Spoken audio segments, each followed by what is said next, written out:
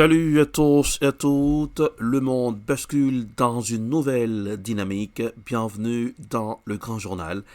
Mardi 5 mai 2026, deuxième numéro de ce Grand Journal pour cette semaine. Depuis les studios de Swag Radio dans la capitale des grandes écoles du monde, Boston, Massachusetts, Swag Radio, l'énergie, le flow et l'attitude. Alexa, Open, Swag Radio.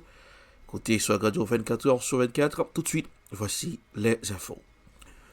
Le corps des gardiens de la révolution islamique iranien a affirmé lundi qu'aucun navire commercial ni pétrolier n'avait traversé le détroit d'Ormuz sans l'autorisation du pays. Le reportage est signé CGTN News dans ce grand journal. Cette déclaration fait suite à l'annonce du président Donald Trump selon laquelle les États-Unis escorteront les navires dans le détroit d'Ormuz. Le CGRI a prévenu également que les forces iraniennes riposteraient si les États-Unis lançaient une attaque dans le détroit.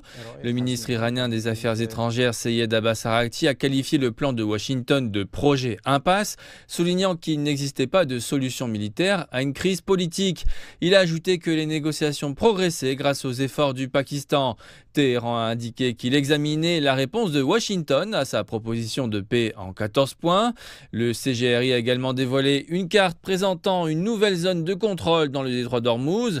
Il a précisé que les navires qui y transitent doivent se coordonner avec les autorités iraniennes afin de garantir leur sécurité. Les navires, leurs armateurs et les compagnies maritimes savent bien que pour garantir leur sécurité, ils doivent coordonner leurs actions avec les autorités compétentes en Iran. Le monde n'acceptera pas les gestes humanitaires de Washington et ne croira pas que les États-Unis puissent sortir de ce bourbier qu'ils ont eux-mêmes créé et qui a causé de nombreux problèmes à la région, aux États-Unis eux-mêmes et à la communauté internationale en répétant les erreurs du passé. Nous resterons toujours dans la guerre au Moyen-Orient. Les discussions entre Washington et Téhéran pour tenter de mettre fin au conflit restent au point mort. Voici les derniers développements de LCN dans ce grand journal. Après avoir soumis un plan visant à mettre fin au conflit, l'Iran estime que la marge de manœuvre des États-Unis est maintenant presque nulle. Trump doit choisir entre une opération militaire impossible ou un mauvais accord avec la République islamique, ont déclaré dimanche les gardiens de la révolution. Ce plan comprend 14 points qui demandent notamment le retrait des forces américaines des zones proches de l'Iran, la fin de la guerre sur tous les fronts, un versement pour les réparations et une forme de mécanisme dans le détroit d'Ormuz. Mais Donald Trump semble avoir déjà fait son idée. Sur Truth, il doute que cette proposition soit acceptable car il juge que ce pays n'a pas encore payé un prix suffisamment lourd pour ce qu'il a fait subir à l'humanité. Pendant ce temps, à 6 mois des élections de mi-mandat, la cote de popularité de Donald Trump atteint les bas-fonds. Selon un sondage Ipsos, 62% des Américains désapprouvent sa présidence, un creux depuis le début de son premier mandat. En 2024, Donald Trump avait réussi son retour à la Maison-Blanche en promettant de remettre de l'argent dans le portefeuille des Américains. Mais la flambée du prix de l'essence à plus de 4 $ le gallon fait déchanter les électeurs. 72% désapprouvent sa lutte à l'inflation et 76% sa gestion du coût de la vie. Malgré tout, le secrétaire au Trésor réitère que ce n'est que passager. Les prix du pétrole, une fois terminés, seront bien inférieurs à ce qu'ils étaient au début de l'année ou à n'importe quel moment de l'année 2025, a affirmé Scott Bessent dans une entrevue dimanche matin à Fox News. Les négociations avec l'Iran sont dans l'impasse depuis près d'un mois et 61% des Américains estiment désormais que ce conflit est une erreur, un niveau d'impopularité comparable aux guerres du Vietnam et d'Irak. Marc-Antoine Núñez pour TVA Nouvelles. L'Iran tente de maintenir son contrôle stratégique sur le détroit d'Ormuz, un levier de négociation essentiel face aux États-Unis. Quant à lui, le président accentue la pression militaire pour forcer un règlement diplomatique et compenser son impopularité nationale. Cependant, ce pari reste risqué puisque le régime de Téhéran a survécu aux précédentes frappes. La situation demeure extrêmement périlleuse pour le transport pétrolier mondial en raison des mines et des attaques iraniennes. Justin Massy a parlé à Radio-Canada. Écoutons les détails dans ce grand journal. Les Émirats arabes unis affirment avoir été visés par plusieurs attaques iraniennes au moment où les États-Unis ont lancé l'opération Projet Liberté pour rétablir la circulation des navires dans le détroit d'Ormuz. Il s'agit des premières frappes contre des installations civiles dans un pays du Golfe depuis l'entrée en vigueur du cessez-le-feu le 8 avril dernier. L'armée américaine affirme avoir détruit 6 vedettes rapides iraniennes dans le détroit, ce qui aurait permis à 2 navires marchands américains de franchir ce point de passage stratégique. Mais l'Iran, qui bloque le détroit depuis le début de l'offensive israélo-américaine, dément le passage de ces navires commerciaux. Alors, la montée des tensions dans le détroit peut-elle mener à une reprise des combats? J'en discute avec Justin Massy, il est co-directeur du réseau d'analyse stratégique et professeur titulaire de sciences politiques à l'Université du Québec à Montréal. Bonsoir, Justin. Bonsoir. Alors, Donald Trump dit une chose, Téhéran dit autre chose, dément. Alors, qui dit vrai? Et est-ce qu'on peut y voir plus clair là, sur ce qui se passe vraiment dans ce détroit entre l'Iran et les États-Unis? Je dirais que plus que l'armateur a dit qu'effectivement 2 navires étaient passés, on peut croire qu'il y a effectivement des navires qui sont passés. Évidemment, ça ne plaît pas à l'Iran parce qu'elle souhaite nuire à ce passage-là pour maintenir son contrôle. Donc, elle a tout intérêt à nier le fait qu'ils soient passés. Elle a tenté de les intercepter, comme vous le disiez. Donc, il y a des navires, des petits bateaux iraniens qui ont été attaqués par des hélicoptères américains. Et donc, c'est par la force que le président Trump tente de sortir de l'impasse des négociations diplomatiques qui menaient nulle part. Les propositions et contre-propositions iraniennes et américaines étaient vraiment encore très loin l'une de l'autre, irréconciliables. Et on sentait l'impatience du président Trump qui avait l'option soit de recommencer à mener des frappes contre l'Iran pour la punir de ne pas vouloir accepter ses demandes, ou encore de faire ce type de scénario-là. On avait pensé que ce serait une escorte au départ, donc des navires américains étaient pour permettre aux pétroliers de passer, mais c'est plutôt par une surveillance aérienne et un soutien, comme on l'a vu là, avec des hélicoptères et également avec des missiles en provenance de navires américains pour intercepter les attaques iraniennes que les États-Unis vont tenter de permettre à des navires. 2 seulement sont passés aujourd'hui. Il faut se rappeler qu'avant le conflit, il y avait plus d'une centaine de navires qui passaient le détroit d'Ormuz à tous les jours. Bon, alors l'Iran, évidemment, a eu une réponse assez claire. Là, si vous approchez de l'Iran, on vous tire dessus. Mais c'est que l'enjeu est considérable là, pour l'Iran. Absolument. Ce qu'on voit, c'est le rapport de force et le levier stratégique que l'Iran possède. C'est-à-dire, dans les négociations qu'elle a avec les États-Unis, le fait qu'elle puisse contrôler ou empêcher le passage de navires dans le détroit d'Ormuz, c'était son principal levier de négociation de marchandage avec les États-Unis pour nuire à l'économie mondiale, faire pression sur le président Trump pour qu'il accède à des demandes iraniennes, elle, dans les négociations. Et donc, si elle perd ce contrôle-là, parce qu'effectivement, grâce à la marine et l'aviation américaine, il y a des navires qui peuvent circuler, bien, essentiellement, les États-Unis seraient en position de force pour demander encore plus de concessions de la part de l'Iran et peut-être l'amener à capituler sur certaines conditions. Cela dit, je pense que c'est un pari très risqué de la part du président américain parce que même des frappes très intenses pendant 6 semaines n'ont pas amené ce régime-là à abdiquer ou à concéder ses demandes face aux États-Unis. Alors, je doute que ce passage-là puisse arriver à ses fins. Oui, l'Iran joue la montre d'une certaine façon, alors que Donald Trump, lui, est peut-être plus pressé, non? Absolument. On sait bien qu'il y a des élections de mi-mandat là, en novembre. On sait que le prix à la pompe a un grand impact sur le coût de la vie des Américains et que l'inflation, c'était exactement ce que le président Trump s'est engagé à combattre et également ne pas être embourbé dans un conflit au Moyen-Orient. Donc, la guerre est très impopulaire aux États-Unis. Il vit cette pression-là. Il tente de trouver des voies de sortie. Il sort de ces idées-là. Et c'est un pari qu'il peut mener. Et jusqu'à présent, ça semble fonctionner, mais on est à une seule journée. Donc, avec les 2 navires qui sont passés. Cela dit, on est dans une situation où l'escalade peut être tout à fait probable parce que les États-Unis pourraient vouloir répliquer à ces attaques donc iraniennes contre les navires qui ont tenté de passer et là, mener exactement où on était avant le cessez-le-feu. Oui, et c'est pas sans danger non plus pour les navires parce qu'on ne sait pas qu'est-ce qui peut arriver. Est-ce que les armateurs vont vouloir prendre ce risque?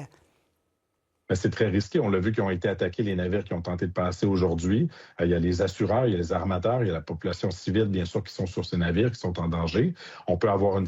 Le président américain Donald Trump évoque un conflit qui pourrait durer encore 2 à 3 semaines. La situation au Moyen-Orient reste marquée par une forte incertitude. Alors que les tensions militaires continuent de s'intensifier, dans une déclaration récente, l'ancien président américain Donald Trump a estimé que le conflit en cours pourrait se prolonger encore de 3 semaines, soulignant la complexité des négociations et la difficulté d'aboutir rapidement à une désescalade. Écoutons les détails dans ce grand journal.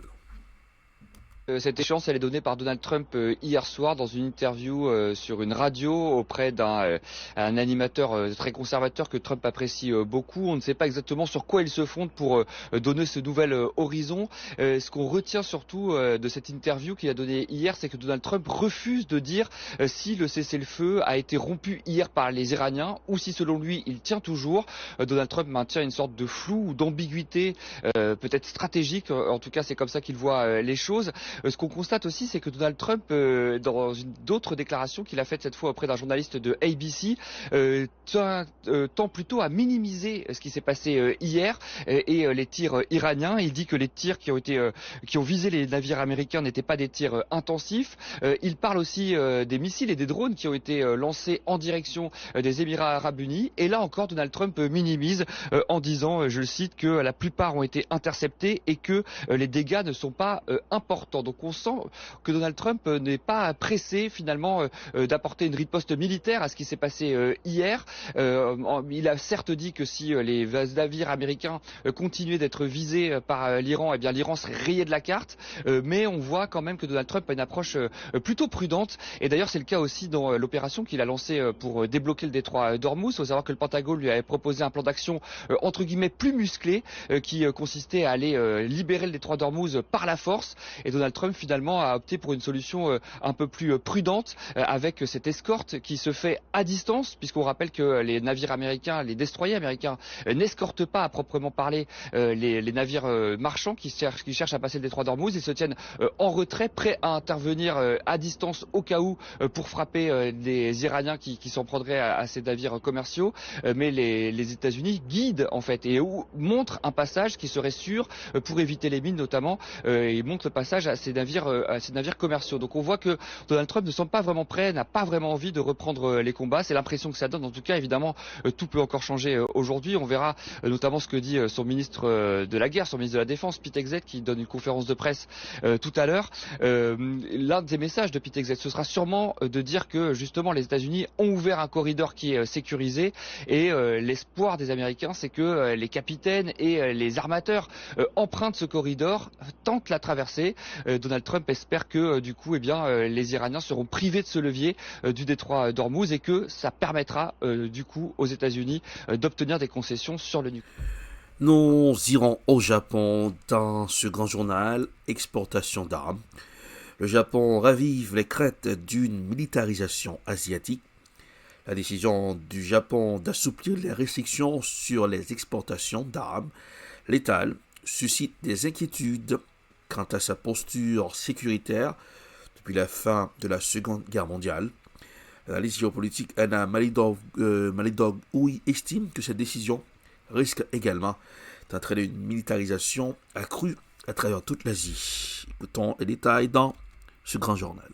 Cela marque le passage du Japon d'un rôle essentiellement de soutien en matière de sécurité à celui d'un fournisseur industriel et stratégique plus actif dans le domaine de la défense en Asie. Autoriser les exportations de systèmes létaux, notamment de navires de guerre, de missiles, de drones et de destroyers, affaiblit les restrictions imposées au Japon après la guerre. Cela peut provoquer ce que l'on appelle une course aux armements dans la région, et en l'absence de garde-fous diplomatiques, cela pourrait accélérer ce que l'on appelle un renforcement des armements au sein de l'ASEAN et accroître le risque d'erreurs d'appréciation sur le terrain. Le danger principal ne réside donc pas uniquement dans les exportations japonaises. Il s'agit plutôt de la combinaison des conflits militarisés, de la méfiance historique, des signaux d'alliance et de la faiblesse des mécanismes de gestion de crise qui caractérisent actuellement la région, même dans le cadre de l'ASEAN. Parlons de la dette américaine. Les États-Unis sont-ils devenus un pays du tiers-monde? Une analyse économique controversée. La déclaration de l'économiste Jean-Marc Daniel.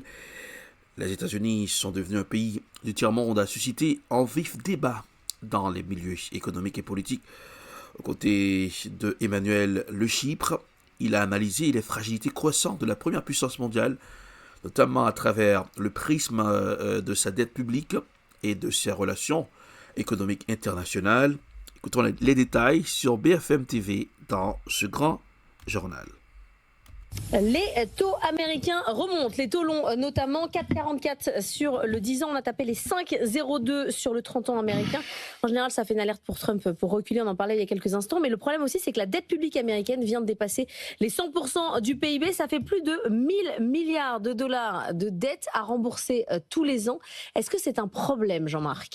Oui, je pense que c'est un problème parce que c'est un symbole de ce qu'est vraiment l'économie américaine. Donc les 1000 milliards d'euros, c'est pas des remboursements, c'est-à-dire on ne rembourse pas la dette, c'est des intérêts que l'on verse. Des intérêts, vous avez raison. Des intérêts. Sur ces 1000 milliards, ce qu'il faut voir, c'est que l'essentiel en plus part à l'étranger. Et donc la question qui se pose, c'est est-ce que l'économie américaine, d'une certaine façon, devient de plus en plus dépendante des autres pays ? Est-ce qu'elle menace, d'une certaine façon, de faire banqueroute ? C'est-à-dire, est-ce que les gens qui... Alors je pense qu'elle ne menace pas de faire banqueroute, il n'y aura pas de banqueroute au sens où la dette publique ne sera pas annulée aux États-Unis, pour une raison simple, c'est que depuis 1976, les engagements qu'on prend, ce n'est pas de donner de l'or, ce qui était le cas avant, et donc la quantité d'or était limitée, c'est de donner des dollars, et la quantité de dollars, elle, par nature, elle est illimitée. Donc les États-Unis sont en capacité de donner à leurs créanciers autant de dollars qu'ils le veulent. Le problème pour les Américains, c'est que font les créanciers de ces dollars ? Et les créanciers, ils achètent les États-Unis. Alors, ils peuvent acheter des biens produits par les États-Unis, mais les États-Unis, c'est comme la France, ça travaille pas tellement. Contrairement à ce qu'on pourrait penser, c'est pas très efficace. Et ça dépense beaucoup dans des dépenses militaires qui elles-mêmes ne sont pas très efficaces. Elles sont pas très efficaces dans la vie quotidienne de l'Américain. Elles sont même pas très efficaces dans la vie quotidienne du monde. C'est-à-dire que je pense que l'armée romaine n'aurait pas connu d'aussi longue période de recul, de défaite, d'interrogation sur ses performances que ce qu'a connu l'armée américaine. Et on a déjà eu ce débat. Vous pensez que le poids de l'industrie militaire est trop forte, notamment sur les gouvernements notamment par rapport aux résultats, c'est-à-dire par rapport aux résultats, encore une fois, depuis 1945, il n'y a pas eu de véritable victoire américaine avec un budget militaire qui fait aussi 1000 milliards de dollars. Mais tant qu'on prête aux Américains, il y a pas de problème. Encore une fois, si, il y a un problème, parce que qu'est-ce qu'ils récupèrent, que font les gens qui récupèrent les dollars, les 1000 milliards dont vous avez parlé ? Ils ne peuvent pas acheter des produits américains puisque les Américains ne travaillent pas, contrairement à ce qu'on nous dit. Donc ils achètent le patrimoine américain. C'est-à-dire, vous avez une formule célèbre de Donald Trump, il est sur Park Avenue à New York et il sort d'un hôtel et il voit passer des Audi. Il dit c'est insupportable. Les Allemands, c'est insupportable. Et son conseiller lui dit mais vous savez, l'hôtel dont nous sortons, il est propriété des Japonais. Alors Trump a une réaction à la Trump, il dit si les Allemands et les Japonais n'ont pas compris en 1945, nous sommes prêts à repasser le couvert. C'est un pays du tiers-monde, quoi. Ouais, c'est un pays qui est devenu un pays du tiers-monde parce que c'est un pays qui est possédé par le reste du monde, comme beaucoup de pays du tiers-monde. Et la différence entre les États-Unis et les pays du tiers-monde, c'est que les pays du tiers-monde en question, ils utilisent cet apport extérieur de fonds pour essayer de se développer. Les États-Unis, ils utilisent cet apport de fonds extérieur pour développer une armée. Emmanuel, vous dites que c'est pas un problème. Non, parce que je pense que la vision qu'a Jean-Marc de l'économie américaine est totalement erronée. C'est-à-dire qu'il nous dit les États-Unis, c'est un pays du tiers-monde. Moi, je dis au contraire, c'est l'éternel pays émergent. C'est-à-dire qu'aujourd'hui, les États-Unis, c'est le pays qui incarne la plasticité la plus extraordinaire du capitalisme. Regardez combien de fois on a donné les États-Unis morts depuis 50 ans face à tous leurs rivaux, face à tous leurs concurrents. Ils les ont tous enterrés les uns après les autres. Ils ont enterré l'Union soviétique. Rappelez-vous, la fin des années 80, c'était le Japon qui était le pays qui allait devenir la grande puissance mondiale. L'industrie américaine automobile était laminée, l'industrie cinématographique, etc. Ils rachetaient tous les hôtels, etc. Résultat, c'est que les années 90, ça a été la grande décennie des États-Unis et l'effondrement du Japon. Aujourd'hui, on nous dit c'est la Chine, mais la Chine, manifestement, va être vieille avant d'être riche, alors que les États-Unis ont tout pour eux. Il n'y a aucun pays qui a tout pour lui comme les États-Unis. C'est un pays qui a l'innovation.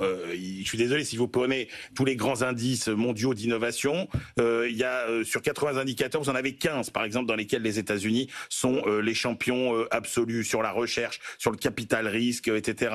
Ils ont les marchés financiers du monde. Ils ont de la dette, oui, mais c'est les marchés financiers qui attirent l'épargne du monde entier. Il n'y a pas de marché équivalent en termes de profondeur, en termes de diversité des produits offerts. Ils ont la monnaie du monde. Donc les gens ont intérêt à investir. Oui, bien sûr. Nous irons en Afrique du Sud dans ce grand journal. Xénophobie en Afrique du Sud. 130 Nigérians demandent leur rapatriement face à la recrudescence de manifestations anti-immigrants en Afrique du Sud.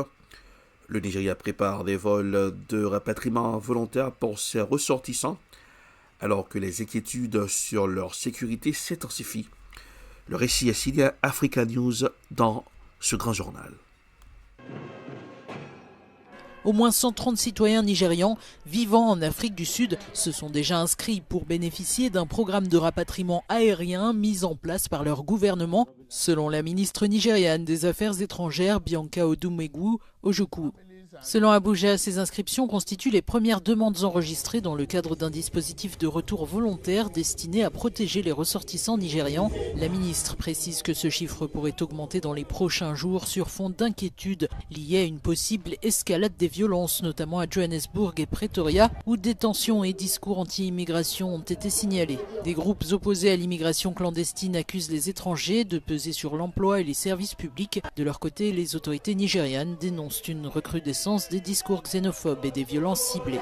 Le gouvernement du président Bola Tinubu affirme que la protection des citoyens nigérians reste une priorité absolue. Abuja a également convoqué des représentants sud-africains et demande l'ouverture d'enquêtes sur plusieurs décès récents impliquant ces ressortissants. Direction le Mali dans ce grand journal. Au Mali, un nouveau tournant dans la gestion de la crise sécuritaire. Le président de la transition, Assimi Goïta, reprend en main le ministère de la Défense, quelques jours seulement après la mort du général Sadio Camara, tué lors d'attaques coordonnées contre plusieurs positions militaires dans un contexte de forte tension et d'insécurité persistante.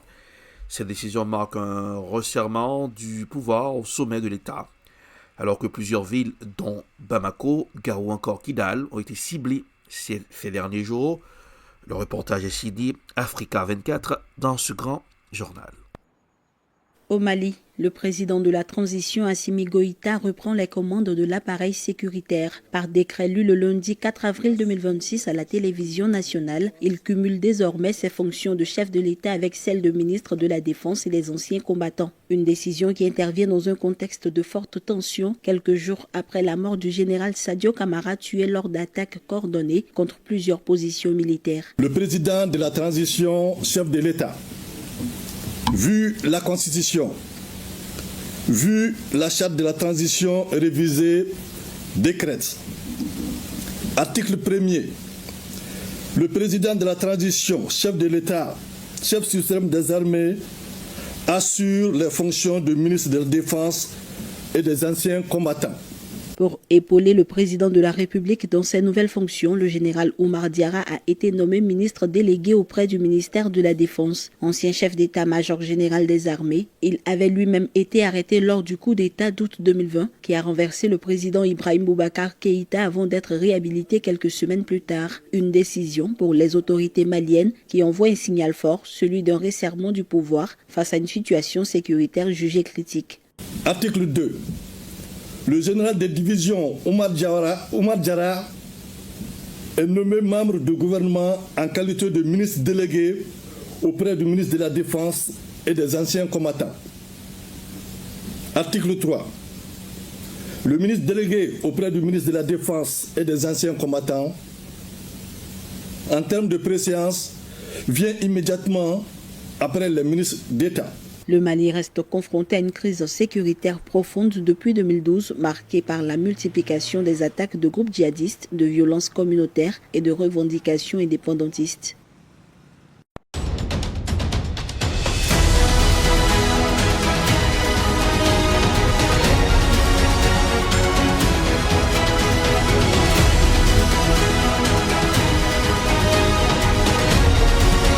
Vous êtes à l'heure du grand journal sur Swag Radio avec Erlich Dorelas. Depuis les studios de Swag, dans la capitale des grandes écoles du monde, Swag Radio, l'énergie, le flow et l'attitude.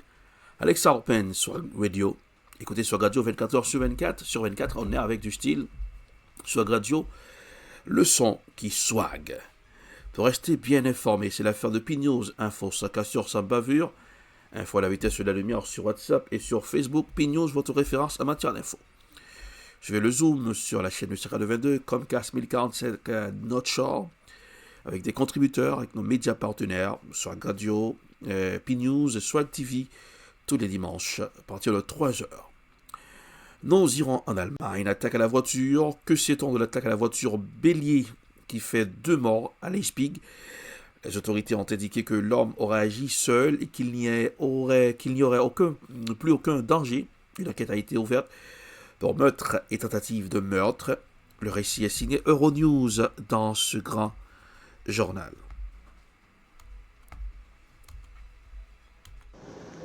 À Leipzig, les hommages se multiplient au lendemain de l'attaque à la voiture bélier dans le centre historique de cette ville de l'Est du pays. Une femme de 63 ans et un homme de 77 ans, tous deux allemands, sont décédés, a annoncé le maire lundi soir, qui a précisé que 3 autres personnes ont été grièvement blessées. Le conducteur, un Allemand de 33 ans, a dévalé une zone piétonne très fréquentée depuis une grande place de la vieille ville, parcourant plusieurs centaines de mètres dans une rue piétonne bordée de commerces. Il a été arrêté sur les lieux et les autorités ont déclaré que ses motivations sont encore floues. Plusieurs dirigeants ont cependant déclaré qu'il s'agirait d'un acte volontaire. Le parquet a ouvert une enquête pour meurtre et tentative de meurtre. La police, qui privilégiait une attaque menée de manière soudaine et désordonnée, a précisé qu'il n'y avait aucune raison de supposer que le suspect ait été motivé pour des raisons politiques ou religieuses. Selon l'agence de presse DPA, il était déjà connu des services de police, mais pas pour des infractions de ce type. En Haïti, une vive controverse agite l'opinion publique après l'arrestation de Profane Victor. Selon son avocat, Maître Palvin, son client aurait été interpellé en raison de communication qu'il aurait eue avec Magali Habitant, une figure déjà au cœur de plusieurs dossiers sensibles. D'après Maître Palvin, les autorités auraient basé leur intervention sur le fait que Profane Victor aurait été en contact avec Magali Habitant sans pour autant apporter de preuves concrètes d'une implication directe dans des activités illégales. Parler avec quelqu'un ne constitue pas un crime, a martelé l'avocat, dénonçant une arrestation qu'il juge arbitraire et contraire aux principes fondamentaux du droit. Écoutons les détails dans ce grand journal. Ils ont arrêté Profane Victor, c'est sous prétexte que un message Madame Magali Habitant de Voyemali. Et puis, nous venons rentrer en question de Haute-Ma. Haute-Ma, ça y parlé là, c'est le monde qui trouve la Tibonite. Or, juge, ça, c'est de la juridiction de Port-au-Prince. Qui veut dire, nettement, c'est ça que nous pouvoir faire appel parce que juge ça, il n'est pas capable d'expérimenter sous la Tibonite.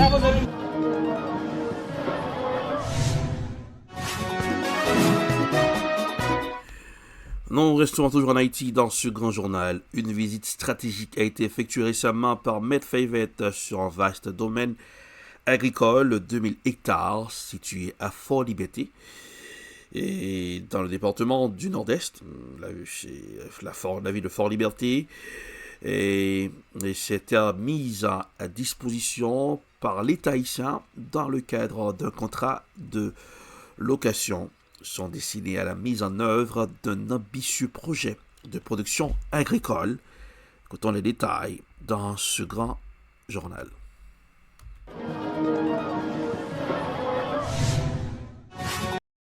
Et manioc, patate, pois, maïs et tout l'autre produit que nous gagnons, que nous utilisons en dans compagnie. Oui, ou obligé de gagner. Par exemple, pour la ville là, il faut gagner infrastructure. Là, ou pas rentrer avec machine là, il faut faire voie de pénétration. Il faut retirer côté où on va faire bureau. Nous déjà prévoir bureau local, ça nous carré le quartier général là, la fête sur 2 hectares de terre. Plus nous gagnons 500 cailles que nous pas le fait pour moun qui le travail en compagnie en rété et pour nous capables de gagner espace. Nous gagnons 10 hectares que nous pas le mettre en écrevisse. Nous gagnons plus que près de 100 hectares que nous pas le mettre une centaine de bœufs.